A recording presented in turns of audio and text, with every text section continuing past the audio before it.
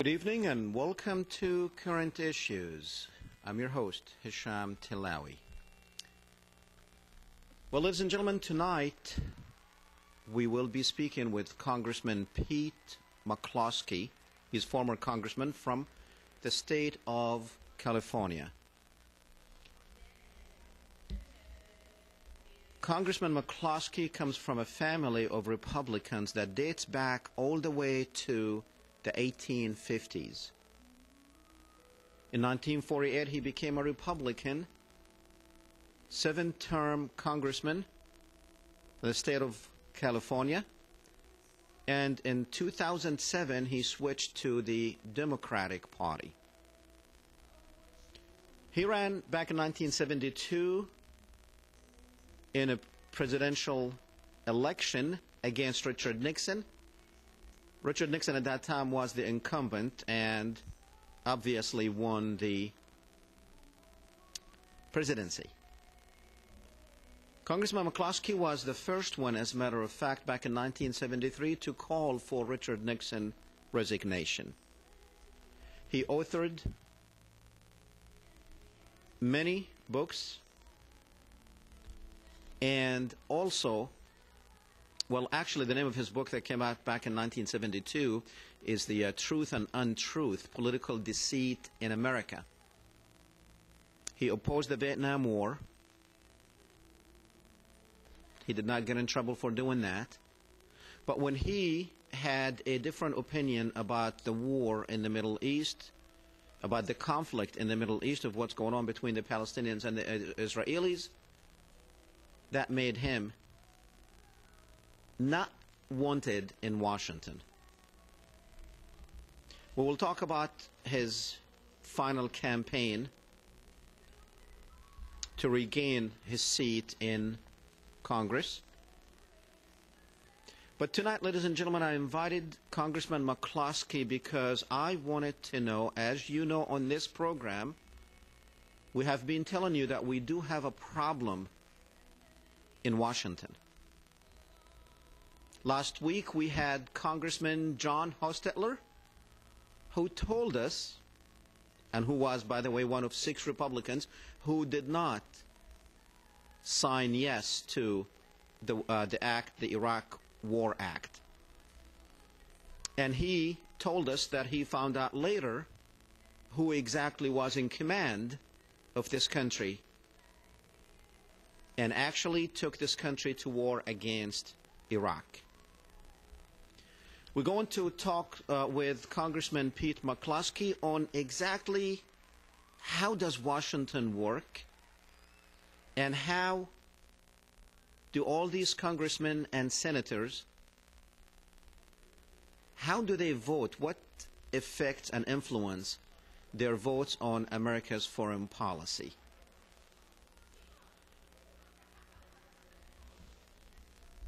Tonight, ladies and gentlemen, we will open the phone lines, and as you know, we do not screen our phone lines, so you can call in, tell us, ask the congressman anything you want. He has been one of those people who will tell you or tell it to you just like it is.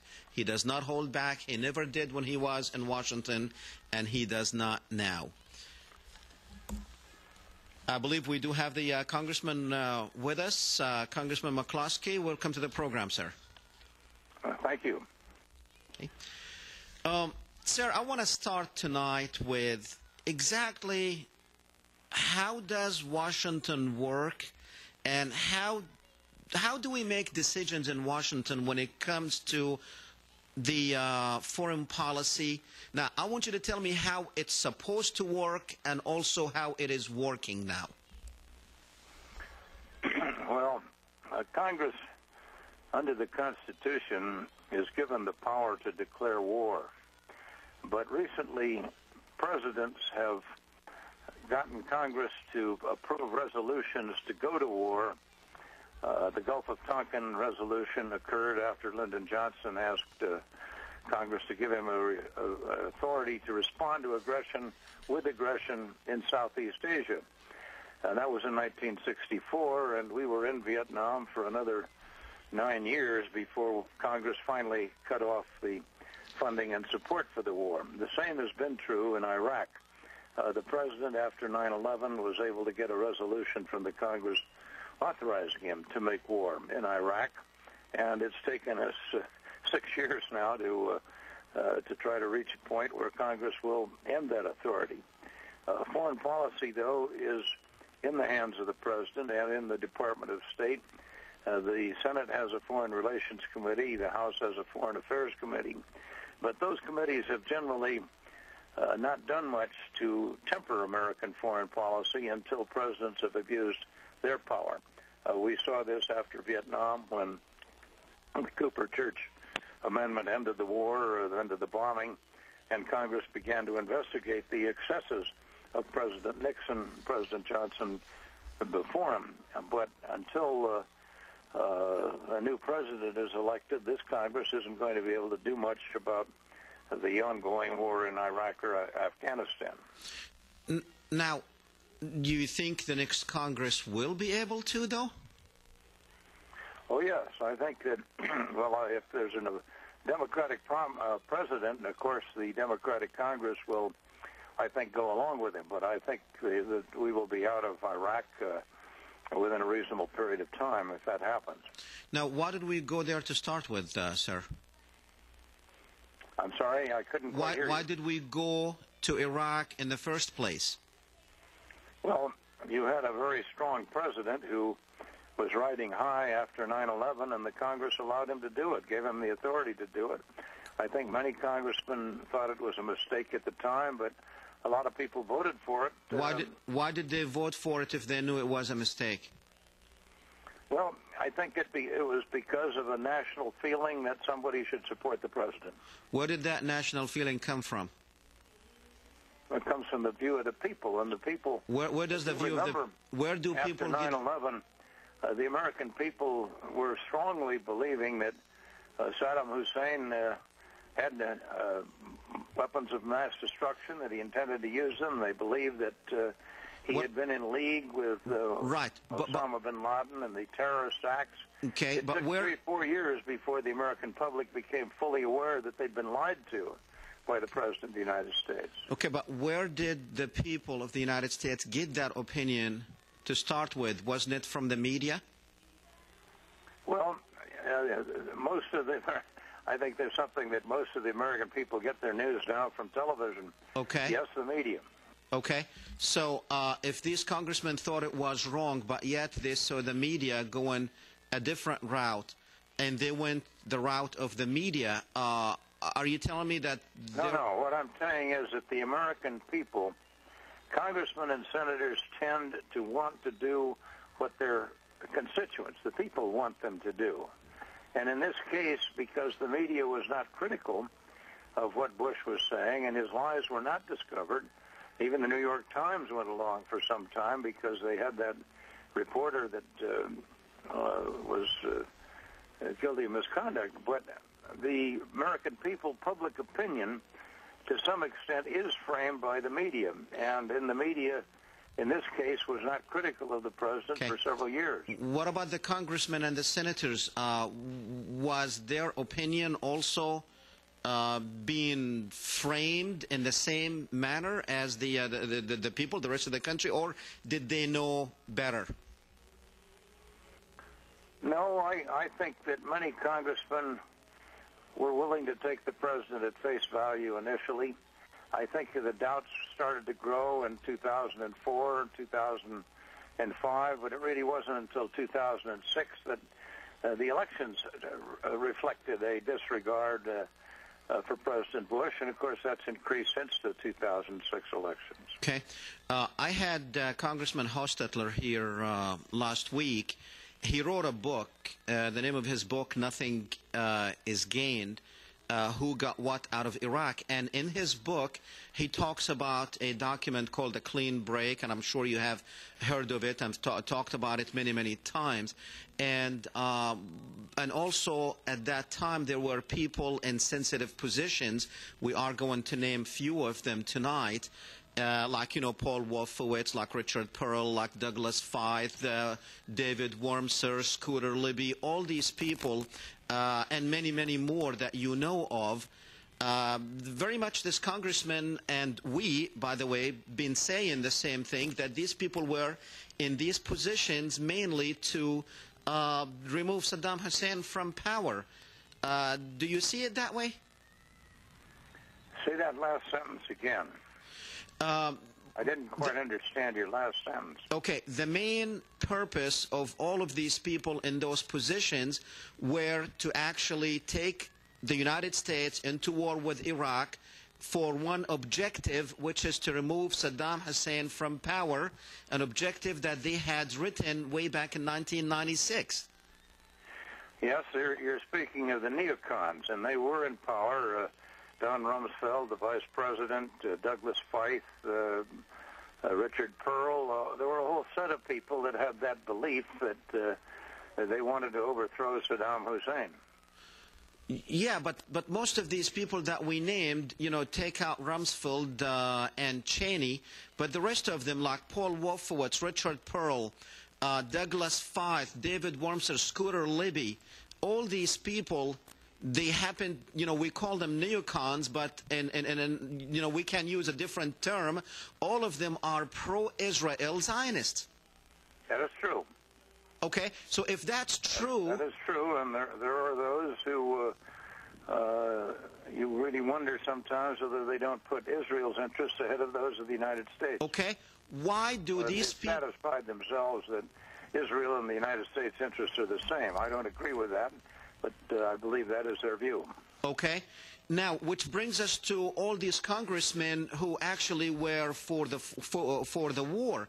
Don't you think that having these people in positions and having the influence that AIPAC has over our government and especially our legislators, don't you think they were also influencing our Congress's decision to go to war?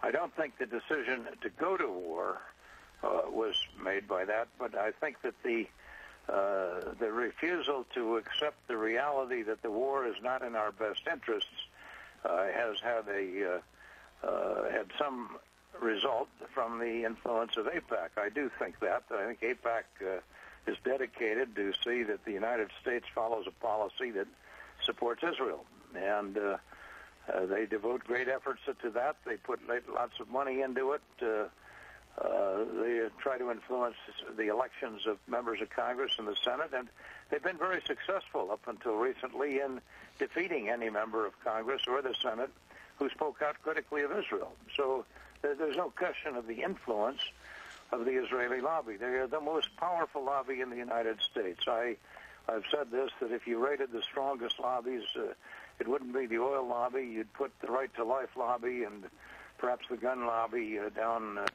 at a rating of 1 or 2 or 3 or 5. But you'd put the Israeli lobby at 100 because they care deeply about Israel, and they put their money and their efforts into defeating any member of Congress who would be critical of Israel.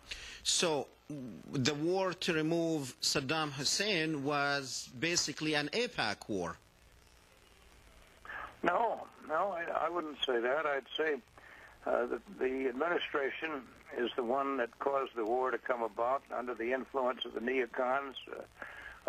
They seized on the 9/11 incident as a basis to go to war, and because of 9/11, they had initially the support of the American people, and it hasn't been until the last 2 or 3 years that the American people get educated on matters of foreign affairs. This is not unusual. It happened when China went communist back in 1948. Senator McCarthy was able to ride strong public opinion into bitter criticism of the people who he said had lost China. And for years, the public supported that until finally the public began to see that McCarthy was a fraud, and McCarthyism is a dirty word today. But the American people do not follow foreign affairs very carefully, and their opinions can go along for quite a while before they understand the truth of it. In Vietnam, the public supported the Vietnam War from 1964 until 1971.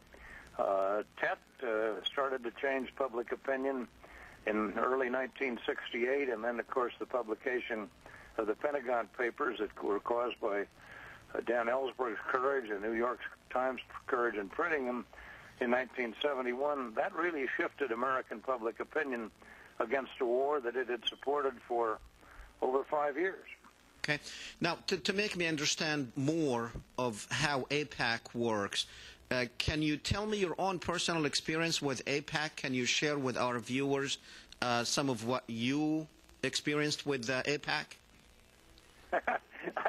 I can only tell you what one leader of AIPAC once said to me. I was urging that they recognize a Palestinian state. And for years I had urged on Nasser Arafat, the PLO, that the Palestinian state should come into being under the 1948 resolution, which created Israel.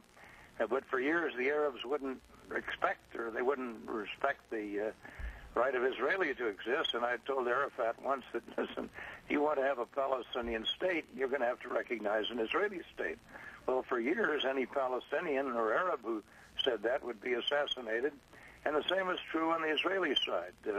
When Rabin started to make peace with Israel, he was assassinated by a devout Israeli who felt that there should be no quarter for the Palestinians. And the problem is Resolution 242 of the United Nations, which has been United States policy, calls for two states, a Palestinian state and an Israeli state.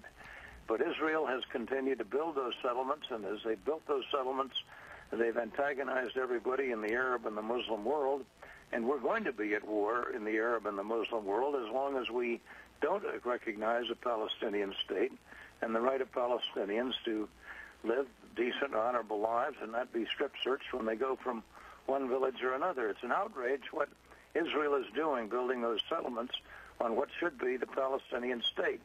But no American, even President Bush, who agrees that there ought to be a Palestinian state, has had the courage to say to Israel, you stop building those settlements, you abandon those settlements, or we're not going to support you in your security.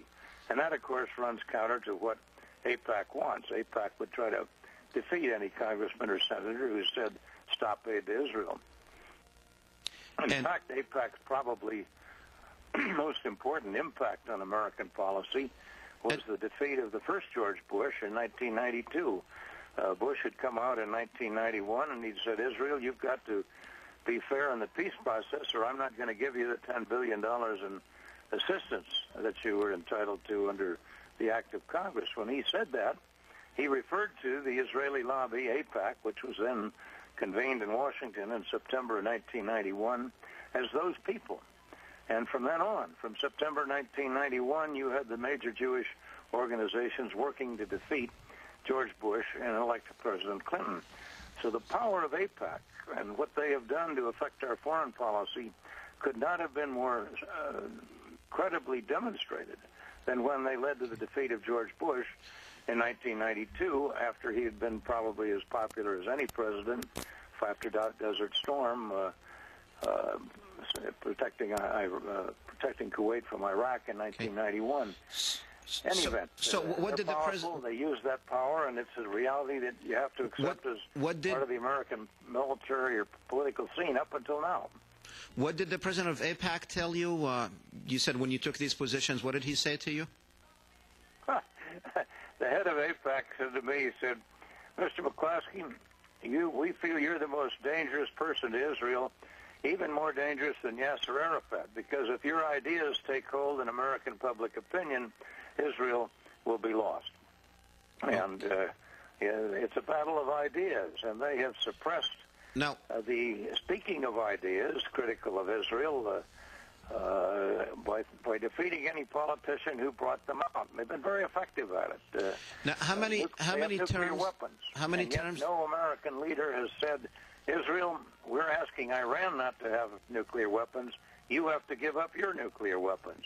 And everybody around the rest of the world can see the hypocrisy of American foreign policy, which says we want to control Iranian nuclear weapons, but not Israeli. Sir, how many elections did you win for Congress? Well, I was first elected in 1967. I was reelected 7 times to Congress. I was defeated in a run for the Senate in 1982 in a Republican primary by Pete Wilson, who became a senator. I was defeated in challenging Nixon on the Vietnam War in New Hampshire in 1972. Okay. I got one delegate. He got 1,373, so I wasn't very effective. And I was defeated in a Republican primary in 2006 against Richard Pombo, a congressman here in California. Now, do you think your opinion may had any something to do with you being defeated? No, I don't think I was defeated in the presidential, the congressional race. I think this in the Senate race, my position that there ought to be a Palestinian state in the West Bank. My opponent, Pete Wilson, went to the Jewish community in the San Fernando Valley and promised that if he were elected to the Senate, he would support the annexation by Israel of the West Bank.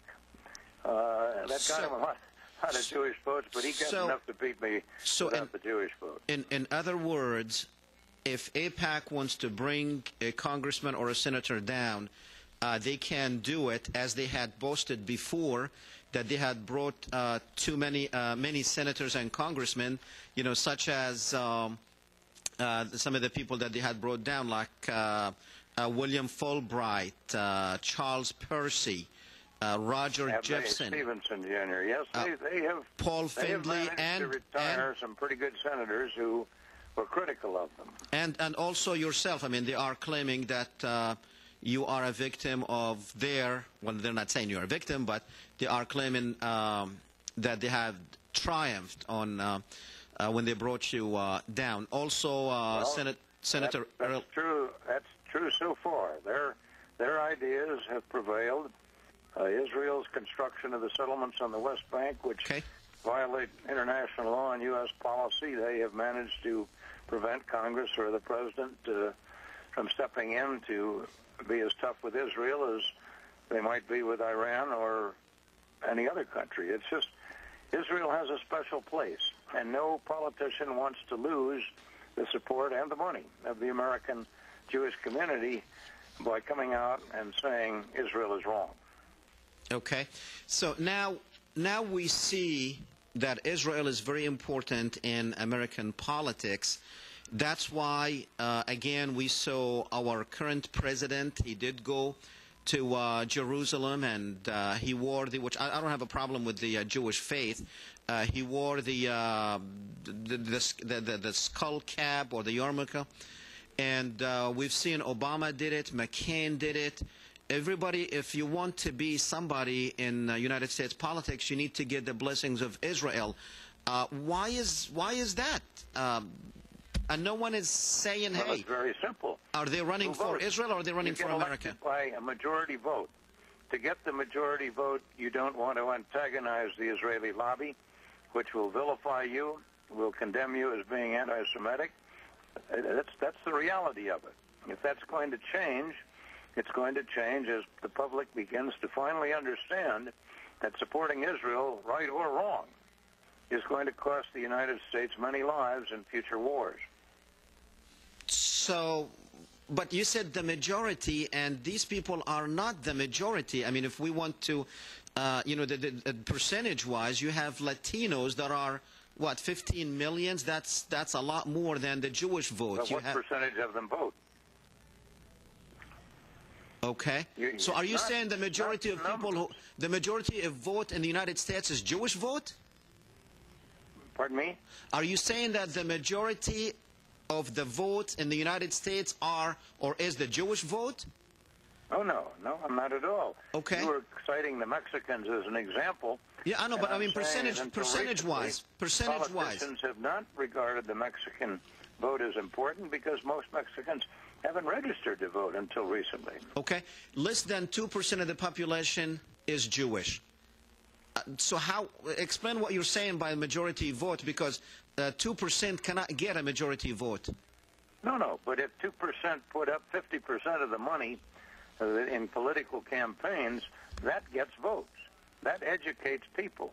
People read the ads, they listen to what people are saying, what the politicians are saying, and the vote is accordingly. You have a very small percentage of people in the Jewish community in the United States, maybe 2%. I think you may have as many as 6% American public is Muslim. But the Muslim population has not participated in political campaigns. They don't vote. They don't register to vote. They keep their women out of the political action arena, and women are very powerful. They do the much of the political gut work that gets people elected. Okay. Now, sir, are you saying that our political system is for sale to the highest bidder? Yes. Is that what kind of democracy do we have? Is that how it's supposed to work? Well, it's not how it's supposed to work, but politics is the work of the reality. There's a very famous, what was that movie? It's The Art of the Possible, I think it was, that that fellow, Evita's husband, down in Argentina said. And politicians are elected. Americans don't necessarily consider being involved in politics as an honorable thing. It's hard to get good people to run for public office. And one of the reasons it's hard to get good people to run for public office is the demeaning nature of having to go out and ask for money. And you can't get elected without money, because the money is what gives you name recognition. Name recognition is what gets you elected. Therefore, to get elected, you have to get money. And if the Jewish community is the only community in the country that cares deeply enough to give money to politicians, it's going to have an inordinate effect on the political process. That's the reality of it. Most people think most politicians aren't worth supporting. Now, why Congress is not doing anything about that when they're supposed to be elected to protect the citizens, and definitely this system, it was not meant to work the way it's working now. Why aren't they doing it? And I'm hopeful that the next Congress will adopt the concept of public financing of campaigns. So but it's the same money will still. Not be coming from the special interests and the big corporations and the people who have so much at stake based on government decisions. It's clear that politicians feel they have to respond to the people who put up the money for the re-election. It's a sad thing, but it's a reality. Okay. Sir, if you stay with me, we're going to go to the phones. We have Liberty online. No, Liberty is not there. Okay, I don't have anyone, guys. I don't know what happened to Liberty. Okay, but anyhow, stay with me. We're going to show a 3-minute clip with Mearsheimer talking about the lobby at a conference at the Council for the National Interest, which you helped actually found about 20 years ago, I think. Congressman, the Council for the National Interest is a fine organization. It was dedicated to try to educate the American people that there are two sides in the Mideast, not just an Israeli side, but a Palestinian side. Okay. Let's go and play the clip. It's about 3 minutes clip, and we will be right back. Stay with me, Congressman. To speak along with such a distinguished and brave speakers as Uri Avneri, Menachem Klein, Edward Peck. And I would also like to thank all of you for coming out here this afternoon to hear me speak. It's widely recognized that the United States is in serious trouble in the Middle East. Therefore, one would expect Congress to be holding hearings to determine what has gone wrong in that strategically important region and what might be done to fix the problems that we face.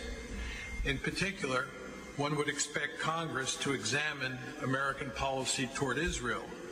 After all, the U.S.-Israel relationship, to quote from a recent AIPAC press release, is the keystone of America's policy in the Middle East. But such hearings are not taking place and will not happen in the foreseeable future. We all know the reason why, although few of you will say it publicly.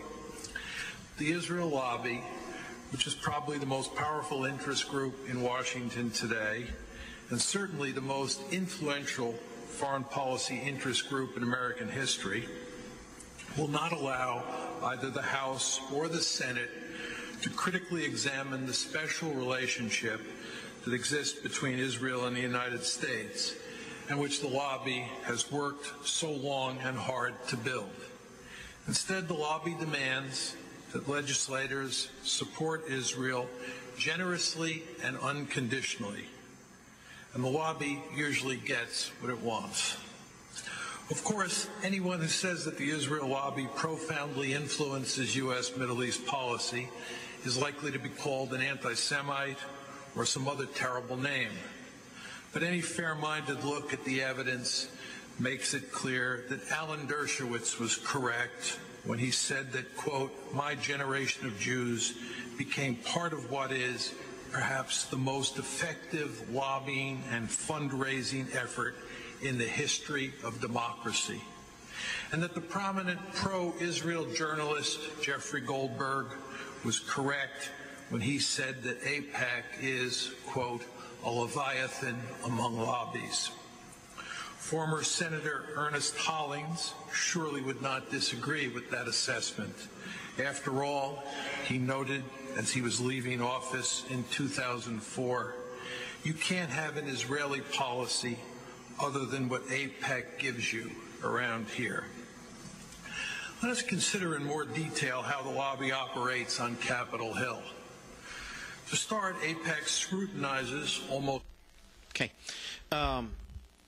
Mr. McCloskey, did you hear what Mearsheimer... I did. Who was speaking? It was Mearsheimer. Oh, well, they tried to blast him. He wrote a very good book describing the impact of the Israeli lobby, and okay. They've been trying to blast him as anti-Semitic ever since. Okay, now let me ask you this: he said that Congress should be holding hearings to talk about Israel's influence on this country, and he said, but they're not going to do it because we all know the reason why, and also, I mean, you heard what Dershowitz said, and so they are playing in the open now, and because of these policies, the United States attacked Iraq. We lost over 4,000 of our good men and women. We tens of thousands wounded. I don't know the count for how many Iraqis, and let alone the reputation that it took over 200 years for the United States to build in the world. That's all gone. Isn't this dangerous to national security of what's going on? And we can't have a congressman to actually, we can't have our own Congress to even hold hearings on what's going on? I agree with you, and I agree with Mearsheimer. We should. And Congress should do it, and you have to hope that one day there will be a chairman of the Foreign Affairs Committee in the House and Senate who will do that, hold the hearings. But sir, the way you described it and the way Mearsheimer described it, it is not going to take place through the ballot box. It is not working. The ballot box is not working. It's getting worse. What's the solution here? Well, whatever may be wrong with our country, its method of government seems superior to any other method of government. And until it is changed at the ballot box or by a Supreme Court decision, that's the way we make decisions in this country, either by the elected officials or by the courts. And it may not be to anyone's liking, but it is a lot better to make decisions at the ballot box or up in the court than at the point of the bayonet. But they are... And now I have served in... Tell me how it works. Armed services for many years, and I can tell you that wars don't settle much. Okay. Now let me ask you this. Tell me how AIPAC work as far as like getting to these candidates before they are even in office. It looks like you don't just have to be approved by them to get elected, but you also need to be approved by them to even get your name on a ballot somewhere. No, that's not true. That is not true.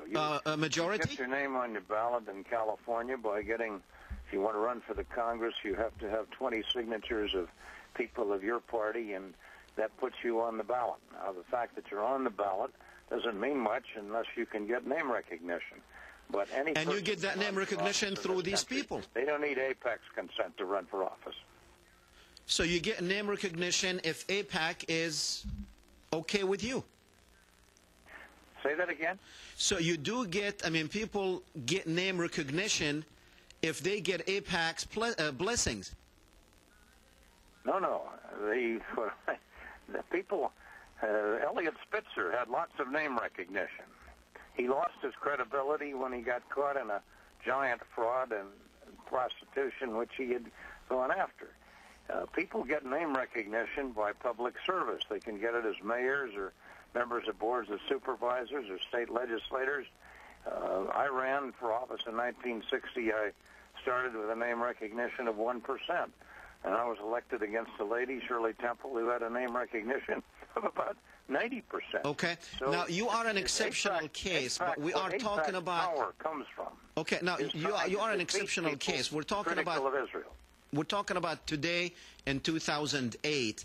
Wouldn't you agree that most candidates, they want to please AIPAC? Yes, of course. Okay. They don't want to...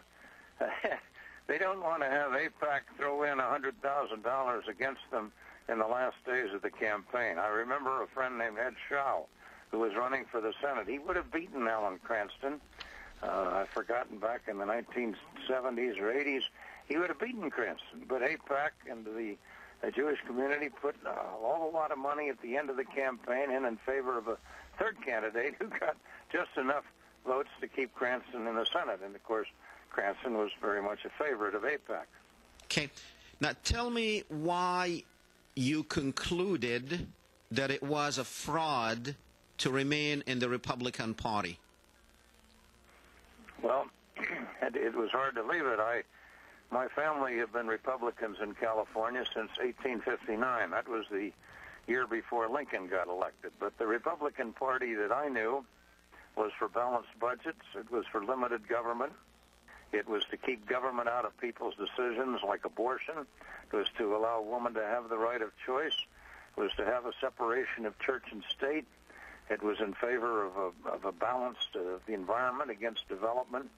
The Republican Party is no longer that. The Republican Party under Tom DeLay and Doolittle and Pombo and Scooter Libby and Dick Cheney has become a far different Republican Party. It doesn't respect the separation between church and state. In fact, it courts a religious view of political action. It does not support a woman's right to be free from government intrusion as to whether she wants to control her own body and bring a child into the world. It has certainly turned its back on the environment. The budget deficits are the largest in history. The government has become the largest in history under George Bush. All of these things have caused the Republican Party to change in such a way to be corrupted by power. And that's something William Fulbright said many years ago. He talked about the arrogance of power. And this government and this administration has become arrogant. The Republican Party no longer stands for what I believe. So do you really believe that the Democratic Party will not have the same problems as the Republican Party, and you don't think that the Democratic Party is going to have its own neocons, so to speak, if I can use that term loosely? No, I think the Democratic Party will have lots of problems. There are a lot of different kinds of Democrats. There's the blue dogs, there's the left-wing liberals, but Democrats, in my experience, tend to have a heart. They tend to, I hope, be less likely to go to war than Republicans. I think that they respect the separation of church and state. They respect the woman's right of choice, women's rights, civil rights. Sure, they'll have their problems. They're not perfect, and they're subject to corruption. When I was in the Congress for 15 years, we had 35, as I recall, congressmen indicted. 34 of them were Democrats, because the Democrats had the power. Nobody was bribing Republicans in the days of Jerry Ford and Charlie Goodell and Mac Mathias and a lot of fine Republicans. We were the minority party. But the Democrats had the power. They'd had it since 1954, and they had been corrupted by it. And, of course, it took till 1994 for the Republicans to take charge. It's only taken really 6 years after 1994, and Bush was elected.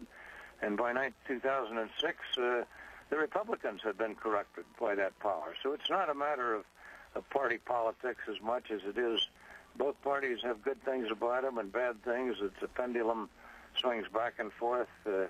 I'm not under any illusions that the Democrats aren't going to be subject to the same problems as Republicans. But for 2008, to try to restore America's sense of honor in the country, to try to have the world respect us as a country and our values as they did before we went to war in Iraq, I think it's best to have a Democratic president and a Democratic congressman. I think John McCain is too much like George Bush, and I hope he'll have a Democratic Congress that they can change what has been the problems of the last 8 years.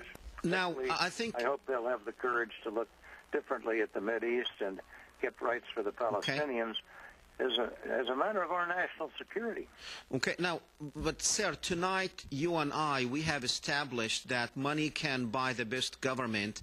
You know, basically, money is what's driving politics in Washington, and it's that same money. It did not change. Maybe we can change to the Democratic Party, and maybe we'll have a Democratic president and Democratic congressman, but it's the same money that brought them there. It's the same money that's been used on both parties. How do you explain that? Well, as I've said, all you have to do is accept the reality. It's my hope that the public will speak out and that Congress will enact a change and limit lobbying money and finance publicly the elections of congressmen, as we started to do with the president back in 1974 after the corruption of Congress and the presidency by money in those days. It's just that politicians, if they're going to do anything, have to be forced by public opinion to do it. I am going to try to do what I can to raise public sensibility that until we get the money out of politics, the country is in danger. But we did have a Democrat. Now we're talking about American foreign policy here. We're not talking about like budget or deficit or anything. We did have a Democratic president who did much better than the Republicans in terms of politics. But when it came to foreign policy and Israel, the policy was very much the same, even though it was, maybe it looked like on the outside as it was better and President Clinton was getting somewhere, but on the inside it's the same pressures and the same AIPAC, and what was referred to as the Gensa crowd by Colin Powell, they were also all over Clinton's government. That is true. No one has done as well as they should have done in recognizing the importance of Palestinian rights as an element of American national security. No president, no Congress has yet to do what is right. Okay. So why would you think the next congressman will be an exception to the rule? Well, I think public understanding is growing. I think the public understanding that saw our president lie to us about Iraq, the public, a lot of people that I talk to understand the power of AIPAC and the difficult things that it has caused for American foreign policy. But they've also recognized that there have been few politicians willing to step up and take the lead. And that's part of our political system in a democracy, that the politicians tend to reflect public opinion. So what we're talking about is trying to increase public understanding of the unfairness of our policy toward Israel and the Palestinians. Did you hear... And the danger. Okay. Did you hear about what Seymour Hersh had reported, that there was a meeting in the vice president's office to like make 2 or 3 Iranian-looking boats and have some of our SEALs in Iranian military uniform to actually start shooting at some of these ships that go through the Strait of Hormuz. Now, that was not approved, but I mean, with Seymour Hersh reporting it, we might give it a little bit of credibility here. A lot of credibility. Seymour Hersh. Okay. So I mean, what kind of government we have here that they are even? I know that this thing was not approved, but at least to have that they had discussed it. Like, let's start a war with Iran by that was like one of the ideas being thrown out in that meeting. Is that the kind of government we have? I mean, is it that silly? Well, if you read the history of our Civil War, you'll find that the government in Washington more or less provoked the South Carolinians into firing on Fort Sumter, realizing that if South Carolina fired on a U.S. fort, that it would firm up Northern resolve to fight to keep the Union together. I think that Franklin Roosevelt probably felt back in 1940-41 that it would take something like the Japanese attack on Pearl Harbor to get American public opinion out of its isolationism that it had for many years. Presidents have always, I think, looked at how they got public opinion on their side. And, of course, since the innovation of the CIA, we have done a lot of secret things to provoke other countries into doing things that would justify, or at least justify, us taking some action. So, I wouldn't be under any illusions. Okay, so you think fully capable. So you think that our own government, to change public opinion. So you think that our own government would actually conspire to kill its own citizens? Not to kill its own citizens. They would conspire in the belief that they were helping our own citizens by having some act occur which would give us an excuse to attack Iran. They believe what they believe, but they're capable of deception, and that's I think, a basic truth that you have to accept. All governments are capable of deception. Once in power, they want to stay in power, and they do things to stay in power that we're ashamed of later. But that's not supposed to be an American value. That might be, some dictator in Africa or Asia or in the Middle East. I agree with you, but torture has always been an un-American value until this administration. And you've had even Congress on occasion go along with the president to torture people. It's a terrible thing. It's a shameful thing. It's going to hurt us in the future. People are going to torture American prisoners as they have in the past. We should be leading the world against torture. We should be leading the world against landmines. We should be leading the world to try to dispose of nuclear weapons. We've done none of those things, but you hope that the next administration will be at least closer to doing those things than this last one has for 8 years. Admiral Mullen was in Israel a couple of weeks ago, and his trip did not really was not covered very well in the media for obvious reasons. What do you think? What do you think Mullen's meetings with the Israelis? What do you think he told them? I haven't got a clue. I haven't got a clue. I mean, do you think he went there to kind of go over the plans of attacking Iran, or maybe he said, "Look, we have I don't know. We have two wars going on. We are stretched out." It would be purely speculation for me to try to answer your question. I have no basis for knowing. But Robert Gates actually said that, and he said that we have two wars and we're not going to open up a third one. And also Admiral Mullins, he said that we are stretched out with these quagmires in Afghanistan and in Iraq that we can do without it. I mean, that's he said in a press conference. So do you think his talk with the Israelis was, look, don't get us involved in this because we're not going to be there for you, or just don't get us involved? I don't know. I don't know. I can talk about what I believe, and when I have facts, I can give you an opinion. On that one, I have no facts, and I have no opinion. Okay. What do you think, who's going to be the next president of the United States? Do you think really Obama has a good shot? I hope so. I have friends that have served with him on a board called the Joyce Foundation. They think the world of him. They think he's idealistic, that he's very, very smart, that his approach to the world will be one of cooperation and peace through world law rather than through arrogance. So I hope he gets elected. Just to end the arrogance of this country toward the rest of the world would be reason enough to get him elected, and I hope he will be. I'm working to help him. a lot of our friends are. Very good, sir. We are out of time, but I just wanted to say thank you very much for taking the time to come on the program. Thank you, sir. Well, let me say this. Sure. At a time when the media are firing their investigative reporters, there's a whole new wave of people coming to light, the bloggers.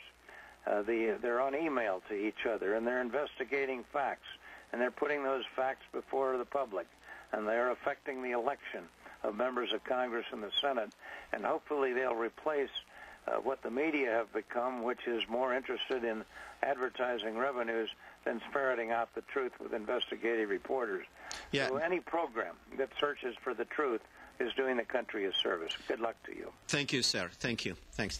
Ladies and gentlemen, the only problem with the, it is, the Internet is extremely important, and if you are not on the Internet, you are way behind time.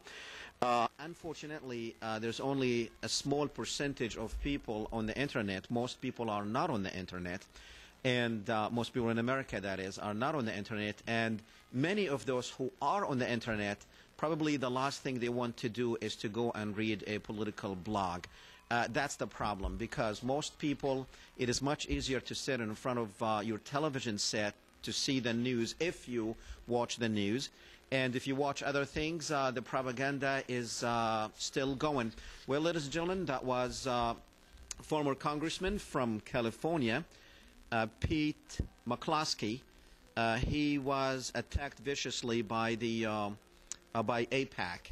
And we go into, as a matter of fact, I think we're probably going to have Cindy Sheehan on next week. We have not confirmed that one yet, but she did say yes. So we're going to have Cindy Sheehan.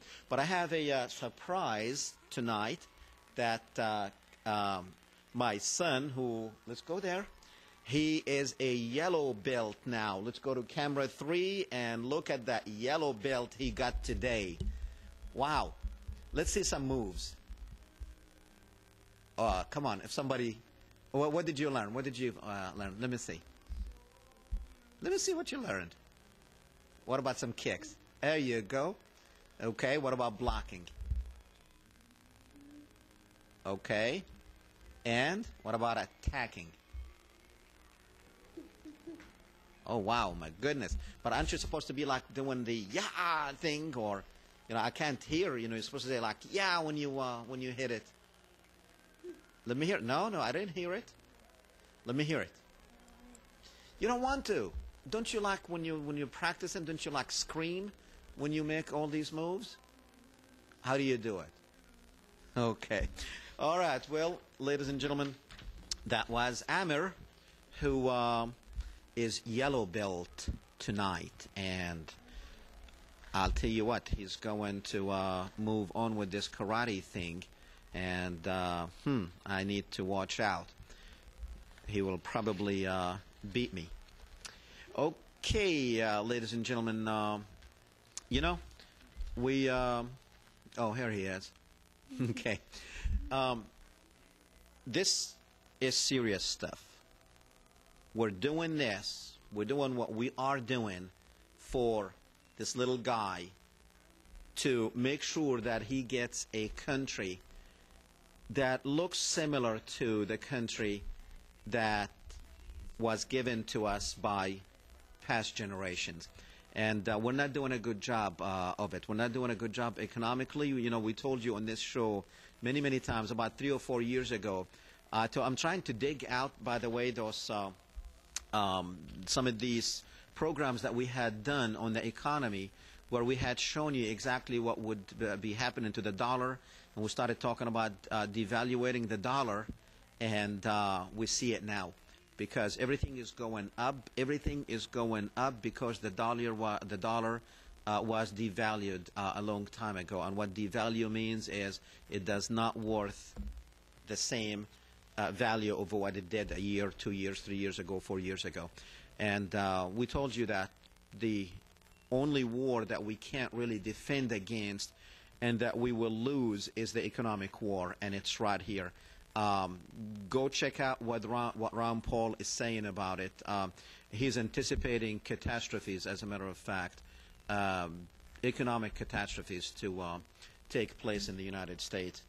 But we'll bring them to you. You decide. We don't want to say fair and balanced. We will just say we are bringing you the truth, and you decide if it's fair and balanced.